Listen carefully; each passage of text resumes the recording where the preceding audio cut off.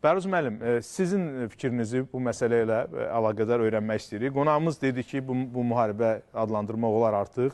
Yəni, nə üçün baş verdi indiki şəraitdə bunun bir qədər, necə deyərlər, geosiyasi mübarizə meydandan mı çevrilmək istəyir o bölgə? Çünki müxtəlif rəylər, fikirlər, indi mən proqramdan öncə də baxdım, yəni xarici analitik mərkəzlərin açıqlamaları var, fikir mübadilələri var. Bunlar söyləyirlər ki, burada yəni hətta Birləşmiş Ştatlar Çin toqquşması kimi də xarakterizə edənlər var. Siz necə bunu təhlil edə bilərsiniz bizim üçün? Təşəkkür edirəm.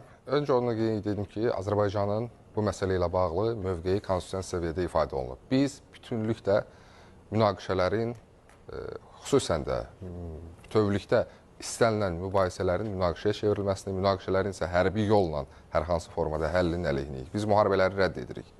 Lakin indiki məqamda çox təəssüflər olsun ki, dünyada istəsək də, adlandırsaq da, adlandırmasaq da 3-cü Dünya müharibəsinin gedişatına şahidlik edirik. Hətta belə deyirsiniz. Və hətta bunu mən yox, bunu məhz möhtərəm prezident özü dəfələrlə ifadə edib ki, artıq faktiki olaraq 3-cü Dünya müharibəsidir. Bilirsiniz, xatırlayırsınız, elə gənclər xatırlamaz, amma ən azı bizim nəsil xatırlayar. Sovet dövründə belə bir ifadə öyrədilirdi SSR tarixində ki, Leninin statlarına əsaslanırdı. Aşağılar əvvəlki qaydada yaşamaq istəmir, yuxarılar əvvəlki qaydada idarə edə bilmir. Yəni, artıq görünən odur ki, möhtərəm prezident də dəfələrlə bəyan edib, artıq dünya nizamı əvvəlki qaydada davam edə bilmir. Və eyni zamanda da mövcud mexanizmlər artıq yeni qaydaları idarə etmək iqtidarında deyil. Və məsələn, BMT idarəçiliyində ona görə Azərbaycan dəfələrlə yeniləşmənin, islahatların aparılmasını təklif edib. Və bugün faktiki olaraq beynəlxalq mexanizm beynəlxalq təhdidləri aradan qaldırmaq gücündə deyil. Və bu isə müharibələrin, müxtəlif münaqişə formalarının, ayrı-ayrı dövlətlərdə terror aktlarının, artıq ayrı-ayrı dövlətlərin özlərinin daxili siyasi məqsədlərinə çevrilən hadisəyə çevirməyə, istiqamətləndirməyə gətirib çıxarır. Məsələn, Hindistan bilirsiniz, 2027-ci il seçkilərdir. Hindistanın hazırki rəhbərliyi bir mənalı şəkildə müharibə və ya digər üsullarla özünün düşən reytingini qaldırmaqda maraqlıdır. Bu bir. Səbəb odur deyirsiniz. Səbəblərdən biri budur. İkincisi, əlbəttə ki, dünyada ABŞ-Çin qarşıdurması öz yerində. Bu, məhz hər iki dövlətin sıx münasibətləri olduğu və bir mənalı şəkildə çox bərabər hərəkət etdiyi dövlətlər vasitəsilə və digər istiqamətlərdə ola bilər. Eyni zamanda başqa bir məqam biz Azərbaycan-Ermənistan münasibətlərində zamanında gördük ki, Ermənistanın əli ilə Azərbaycanın üzərinə sanki bir xaç yürüşünə keçmək istəyirdilər. Kimlər dayandı onun arxasında? Eyni qaydada bugün. Həmin şeyi biz məhz Pakistan-Hindistan sərhədlərində müşahidə edirik. Son nəticədə ortada olan reallıq nədir? Reallıq ondan ibarətdir ki, Pakistan ərazisi, Hindistan ərazisində, daha doğrusu həmin bölgədə terror aktının ardınca Hindistan heç bir araşdırma aparmadan cəmi 30 dəqiqə ərzində həmin hadisəni araşdırmadan, həmin hadisə ilə bağlı fürsətlər meydana çıxdığı qənaətinə gəlib. Yəni, həmin hadisəni fürsətə çevirib Pakistan ərazisində silahlı hücum edib. Dinc insanları bir mənalı şəkildə hədəf alıb, dini məbədləri hədəf alıb, məscidləri hədəf alıb. Bu, Azərbaycan üçün də tanışdır. Azərbaycan da bilir dini ibadətgahları, qəbirstanlıqları hansı formada hədəfə alırdılar bizdə. Biz bunu yaşamışıq. Eyni qaydada həmin zülmlə bugün Pakistan qarşılaşıb. Və nəticə itibarilə Pakistan özünün müdafiə hüququndan istifadə edərək BMT nizamnaməsinin 51-ci, 25-ci maddələrinə əsaslanaraq müvafiq addımlarını bir mənalı şəkildə özünü müdafiə edir və bu müdafiə də kifayət qədər yüksək səviyyədə həyata keçirilir. Xatırlayırsınızsa... Görüntüləri göstərir. Bəli, tamamilə. Bax, bu bir mənalı şəkildə beynəlxalq hüququn kobud şəkildə pozulmasıdır. İkincisi, beynəlxalq humanitar hüququn kobud pozuntusudur. Bugün Pakistan faktiki olaraq yalnız və yalnız özünü müdafiə ilə məşğuldur və Pakistan rəsmilərinin də çıxışlarına, danışıqlarına biz baxsaq, Pakistan bir mənalı şəkildə sülh yönümlü davranışlar nümayiş etdirir. Baxmayaraq ki, təcavüzə məruz qalıb, təcavüzə məruz qalır. Baxmayaraq ki, bugün hələ o müvafiq cəbhə xətti adlandıra bilərik. Cəbhə xəttində də üstünlüyü ələ alıb. Hindistan tərəfdən artıq ağ bayraqlarla bağlı görüntülər var. Buna baxmayaraq Pakistan bir mənalı şəkildə sülhün tərəfdarıdır. O Kəşmir, Cammu faktiki olaraq Pakistanın ərazisidir. Yəni, belə beynəlxalq hüquqa baxsaq, yəni işğal olunmuş bölgə kimi də bölgədir. Və Azərbaycanın da bununla bağlı kifayət qədər aydın mövqeyi var. Hələ ötən ilin fevral ayında dövlət başçımız Pakistanın baş naziri ilə görüşdə də bəyan etmişdi ki, biz beynəlxalq hüququn bütün məsələlərində Pakistanla bərabər çıxış edirik. Və nəzərə alaq ki, biz hansısa bir dövlət beynəlxalq hüququ çiynəyir və biz ona dəstək dururuq deyə bir məqam yoxdur. Bəli. Pakistanın yanındadır burada beynəlxalq hüquq. Bəhruz müəllim, siz bunu münaqişənin alovlu bir müharibəyə, yəni böyük fəlakətə çevrilməməsi üçün hansı addımlar atılmalıdır? Bax, sizə görə dövlətlər, BMT-nin baş katibinin bəyanatını gördünüz, Birləşmiş Ştatların prezidentinin çıxışını gördünüz, münasibətini gördünüz. Yəni, ard-arda açıqlanır. Bəs nə etmək lazımdır sizə görə ki, bu böyük fəlakətə çevrilməsin? Hər iki ölkə nüvə dövlətidir sonunda. Elham müəllim, biz çox qütblü dünyadan danışırıq və qlobal şimal və qlobal cənub arasında ziddiyyətlərin dərinləşməsindən, ayrıcı xətlərin daha da artmasından danışırıq. Məsələ ondan ibarətdir ki, bugünə qədər biz daha çox hələ də o Sovet dövründən qalan ənənələr üzərində oturan bir qarşı durma, bir ziddiyyətlə, ziddiyyətin münaqişəli vəziyyətə keçməsi barədə daha çox düşünürdük. Rusiya-Ukrayna münaqişəsi zəminində Rusiya və Qərb arasında ziddiyyətlər.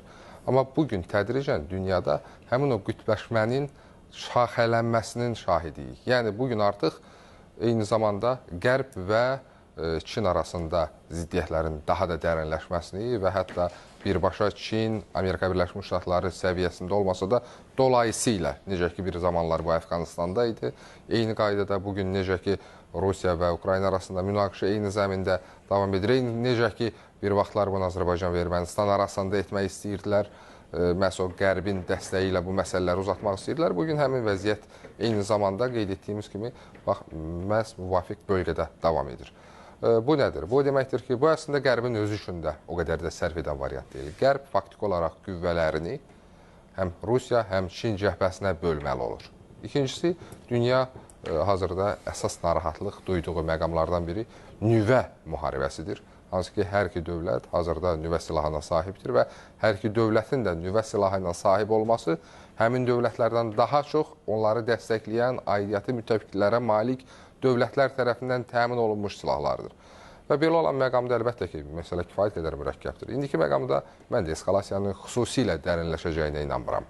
Və eyni zamanda indiki məqamda həmçinin proseslərin digər regionlara, məhz buradan qaynaqlanaraq digər regionlara sıçrayacağı da o qədər inandırıcı görünmür. Amma indiki məqamda insanlar ölür, indiki məqamda faktiki hərbi münaqişə var və indiki məqamda bu vəziyyətdən, bu gərgin vəziyyətdən istifadə etməyə çalışanlar var. İndi biz Narendra Modinin adını çəkirik. Bəli, həqiqətən də o kifayət qədər populist, eyni zamanda kifayət qədər də təcavüzkar mövqeyə meyllənən bir siyasətçidir. Açıq deyilə bölgəmizə münasibətdə bugün Ermənistanın əsas təchizatçılarından biri kimi Hindistan çıxış edir. Ermənistanda məqsədləri nədir? Təcavüzkarlıq. Və eyni zamanda, bax, bilirsiniz, əgər Hindistan və Pakistan arasında, əgər bütövlükdə bölgədə həmin o enerji olmasaydı, həmin o məqsədlər, həmin o toqquşma indiki səviyyədə çatmasaydı, münaqişəsiz, təbii ki, Modi bunu hansısa formada alovlandıra bilməzdi. Bu təbliğat, anti-Pakistan təbliğatı ilə kifayətlənə bilərdi, televiziya, Kiyev süjetləri ilə kifayətlənə bilərdi, amma görünən odur ki, sadəcə Modi bu fürsətdən istifadə etməyə cəhd etdi. Və bu da həqiqətən də ağır. Burada həm də baxın da, Bəhruz müəllim, bundan öncə məsələn Kəşmirin statusu məsələsi. Kəşmirin çox geniş muxtariyyəti var idi, elə deyilmi? Yəni Hindistan o bölgəni tutub zamanında, bu ayrıca bir tarixdir. Amma onu ləğv elədi, elə deyilmi? Ləğv elədi. Hər addımında bu eskalasiyanı tətikləyir də, bu faktdır. İndiki məqamda, bax, o dediyimiz o enerji yığıntısına, dediyimiz o müharibəyə gedən yolda... Haqsızdır da, elə deyilmi Bəhruz müəllim? Bir mənalı şəkildə müharibəyə gedən yol, bir mənalı şəkildə Hindistanın siyasətindən qaynaqlanıb. Baxmayaraq ki, o Cənubi Kəşmir bölgəsində müvafiq beynəlxalq hüquq qaydaları qüvvədədir. O qüvvələrin özü belə, o qüvvədə olan qaydaların özü belə əslində beynəlxalq hüququn mahiyyətinə ziddir. Əslində Pakistan dövlətinin və yerli əhalinin oradakı insanların bir mənalı şəkildə maraqlarına ziddir. Sadəcə bilirsiniz, belə deyək də, bugün o ədalətsizliyi ortaya çıxan beynəlxalq mexanizmlər elə o zamandan ədalətsiz təməllər atıblar və necə ki, dünyanın ayrı-ayrı bölgələrində, eyni zamanda Cənubi Kəşmir də həmin bölgədə daim müharibə alovlandıracaq rıçaq kimi çıxış etməkdədir. İndiki məqamda münaqişələrin qarşısını necə almaq? Bilirsiniz, münaqişələrin qarşısının alınması üçün münaqişələrin qarşısını alacaq normal mexanizmlər olmalıdır. Həmin mexanizmlərin formalaşması üçün isə beynəlxalq strukturlarda islahatlar lazımdır. Bu da qısa müddətdə ağlamaqdan görünmür. Və bu da qısa müddətdə ağlabatan görünür. Ona görə də yəni bizim dövlətimizdə, Türkiyədə hər zaman nə deyir? BMT-nin özündə islahatlar aparılmalıdır. Dünya 5-dən böyükdür təbii ki. Böyükdür 5-dən. İndiki məqamda da çox təəssüflər olsun ki, hələ ki, məsələn, Azərbaycan prezidenti bilirsiniz, kifayət qədər çox ciddi bir mexanizm irəli sürdü. Məsələn, İslam Qoşulma Hərəkatının rəhbəri kimi Azərbaycan prezidenti təklif etdi ki, Qoşulma Hərəkatının, İslam Həmrəylik Təşkilatının, eyni zamanda türk dilli dövlətlərin özlərinin nümayəndələri niyə BMT Təhlükəsizlik Şurasında olmasın? BMT Təhlükəsizlik Şurasının ən azı 300-ünə biz şahidlik etmiş ki, necə münaqişəni açıq formada dəstəkləyib, necə münaqişənin davamlılığına vasitəçi qismində bir zamanlar dəstək veriblər. Ermənistanı dəstəkləyib, açıq formada təcavüzü dəstəkləyib, işğalı dəstəkləyib və öz ərazilərindən 1000 kilometrlərlə kənarda terrorizmlə mübarizə aparan dövlətlər açıq şəkildə etnik separatizmə dəstək veriblər. Bax, belə bir vəziyyətdə bunlar dünya idarə edə bilərmi? Bunlar hansısa bölgədə ədaləti tənzimləyə, ədalət gətirə bilərlərmi? Ona görə də təbii ki, məhz elə qeyd etdiyiniz kimi müvafiq islahatların həyata keçirilməsi zəruridir. Əlbəttə, mən düşünürəm ki, istənilən halda bölgədə Pakistan və Hindistan arasında münaqişənin hansısa səviyyədə yüksələcəyi, daha çox alovlanacağı o qədər ağlabatan görünmür. Amma əgər bu olarsa, çox dövlətlər, bütövlükdə region bundan zərər çəkəcək və hətta bu qütblərin istiqamətini dəyişə bilər. Faktiki olaraq o Otto von Bismarckın zamanında dediyi kimi dəmir və qan. Bəli. Yəni o Almaniyanı qururdu, amma indi isə dünya bu cür prinsiplə qurulurdu, elə deyilmi? Dəmir və qan. Bunu biz dünyanın hər yerində görürük, təəssüflər olsun. Amma bu bölgədə, yəni bu daha doğrusu dünyada, İlyas mənim çox doğru söylədi, biz alternativləri təklif edirik. Yəni həqiqətən də Azərbaycanın təklif etdiyi Zəngəzur koridoru məsələsinin də perspektivdə, yəni işə düşməsi ilə bu orta koridorun dünya üçün əslində bir xilaskar rolunu oynayacaq, dünya ticarəti üçün. Yəni, sadəcə bu hissi məsələ deyil. Elə deyilmi Bəruz müəllim? Yəni biz burada da həlledici rola malik olacaq. Məncə bizim qurulan bu dünya düzənində təkcə açar ölkə olmayacaq, həm də həlledici ölkə olacaq. Təsir imkanlarımız daha da artacaq. Tamamilə doğru deyirsiniz, amma icazənizlə mən bir məsələyə münasibət buyurun, təbii ki.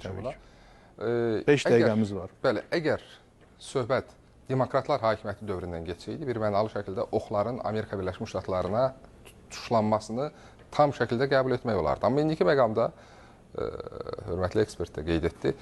Amerika Birləşmiş Ştatları Çinlə müharibə fonunda dırnaqarası o mən soyuq müharibəni və iqtisadi müharibəni mən qeyd edirəm.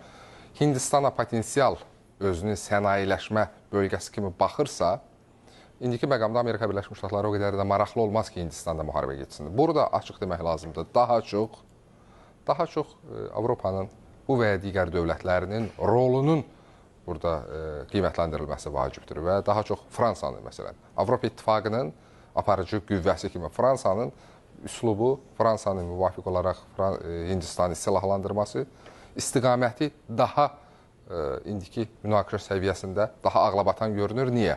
Nəzərə alaq ki, Amerika Birləşmiş Ştatları və Avropa İttifaqı, daha konkretləşdirsə Fransa arasında, Almaniya arasında özlüyündə də müəyyən qarşıdurma yaranıb.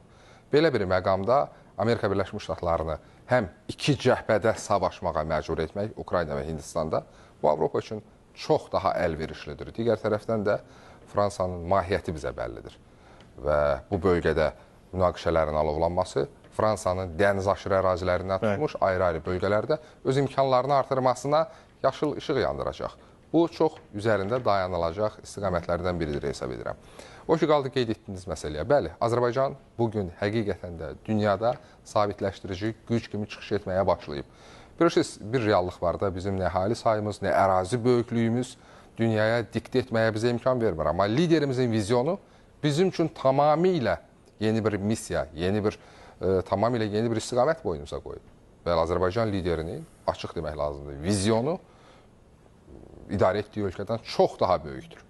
Və bu məqamda istər Qoşulma Hərəkatının rəhbəri kimi, istər Türk dünyasının istisnasız lideri kimi, istər İslam dünyasının aparıcı güc sahiblərindən biri kimi Cənab İlham Əliyevin bugün istər beynəlxalq islahatlar, ayrı-ayrı beynəlxalq mexanizmlərdə həyata keçiriləcək islahatlar, istər dünya düzəni ilə bağlı irəli sürdüyü təkliflər, irəli sürdüyü tövsiyələr və bu istiqamətdə beynəlxalq ictimaiyyətdən tələbləri əslində bax bu kimi münaqişələrin qarşısını almağa hesablanıb. Bugün dünyada münaqişələrə səbəb və münaqişələrə bəhanə nələrdir? Terror aktlarıdır, ərazi mübarizələridir. Cənab İlham Əliyev artıq Cənubi Qafqaz kimi həmin bugün o Pakistan-Hindistan yerləşdiyi bölgədən çox daha mürəkkəb bir bölgədə sülhə nail olursa, əgər Azərbaycan lideri bugün Cənubi Qafqaz kimi mürəkkəb bir bölgədə separatizmin kökünü kəsibsə, demək ki, artıq dünyaya bizim göstərəcək nələrimizsə var. Bəli, həqiqətən də tamamilə doğru vurğulayırsınız.